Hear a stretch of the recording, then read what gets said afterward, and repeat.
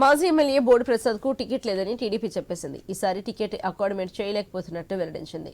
ఈ విషయాన్ని స్వయంగా బోడి ప్రసాద్ తెలిపారు. కృష్ణా జిల్లా పనమలూరు మాజీ ఎమ్మెల్యే అయిన బోడి ప్రసాద్ ఈ దఫా పోటీ చేయాలని అనుకున్నారు. కానీ మారిన సమీకరణాలు, వైసీపీ నుంచి చేరికలు ఆయన సీటుకు ఎసరు పెట్టేశాయి.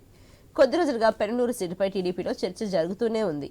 బోడి ప్రసాద్ తనకే టికెట్ ఇస్తారని కోటి ఆశలతో ఉన్నారు. అయితే టీడీపీ ఆఫీస్ నుంచి ఫోన్ కాల్ వచ్చిందని ఈసారి సీటు ఇవ్వలేకపోతున్నట్లు చెప్పారన్నారు. ఈ మాట వినగానే గుండె పిండేసినట్టు అయిందన్నారు ప్రసాద్. 5 ఏళ్లుగా నియోజకవర్గాల్లో టీడీపీకి ఎంతో చేశారని, స్థానిక ఎన్నికల్లో 1.5 కోటి వరకు ఖర్చు పెట్టానని తెలిపారు.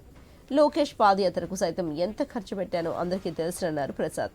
తాను ఏ తప్పు చేశానని టికెట్ ఇవ్వలేదని ప్రశ్నించారు.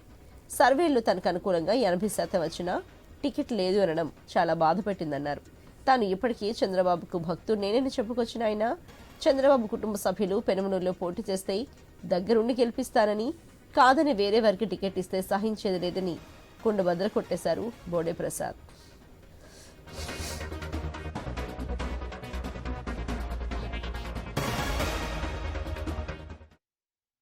క్షణం వరకైనా నాకే టికెట్ వస్తుంది, నేనే పోటీ చేస్తాను, నాకు ఓటేయండి అని చెప్పి అడుగుతున్నాను తప్పితే ఎక్కడా కూడా కాంట్రవర్షియల్గా నేను వెళ్ళట్లేదు. అది అధిష్టాన నిర్ణయం, ఏ నిర్ణయం తీసుకుంటుందో దాన్ని బట్టి నిర్ణయం తీసుకుంటాం. ఒక్కొక్కసారి ఆవేశంలో రకరకాల మాటలు రావచ్చు, రకరకాల ఇది ఉండొచ్చు, కానీ చివరికి నాకే ఓటు సీటు అయితే నాకే ఇస్తారనేది నేను 100% నమ్మకంతో ఉన్నా.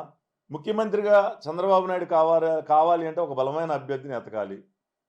ఈరోజు పెనమలూరు నియోజకవర్గంలో బోడే ప్రసాద్ కన్నా మించి ఇంకెవరైనా బలమైన అభ్యర్థి ఉన్నాడేమోనని ఐవీఆర్ఎస్లు అవ్వచ్చు, సర్వేలు అయితే చేస్తూ ఉన్నారు. కానీ ఇక్కడ బోడే ప్రసాద్ అయితేనే ప్రత్యర్థిని ఓడిస్తాడు అని చెప్పేసి అన్ని సర్వేల్లో, అన్ని ఐవీఆర్ఎస్లో కూడా ప్రూవ్ అయింది.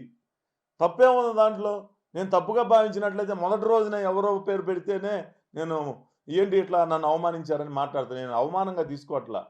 ఈరోజు నాతో కంపేర్ చేస్తే ఇంతమందిని కంపేర్ చేస్తారంటే నేను గర్వంగా ఫీల్ అవుతా ఉన్నా. అది నాకే వస్తుంది నేను అంటున్నప్పుడు ఇక నేను సపోర్ట్ చేస్తారా అనేది ఈరోజు.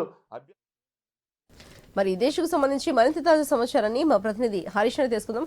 హరీష్, మరి మాజీ ఎమ్మెల్యే బోడి ప్రసాద్ తనకు టికెట్ లేదని ఆయనే స్వయంగా చెప్తున్నారు, తనకి కాలు వచ్చిందని చెప్తున్నారు. అయితే చంద్రబాబు కుటుంబ సభ్యులు మాత్రమే పోటీ చేస్తే వాళ్ళకి మాత్రమే తాను మద్దతిస్తాను, వేరే వాళ్ళు పోటీ చేస్తే మద్దతిచ్చే ప్రసక్తే లేదని కుండబద్దలు కొట్టినట్టుగా చెప్తున్నారు.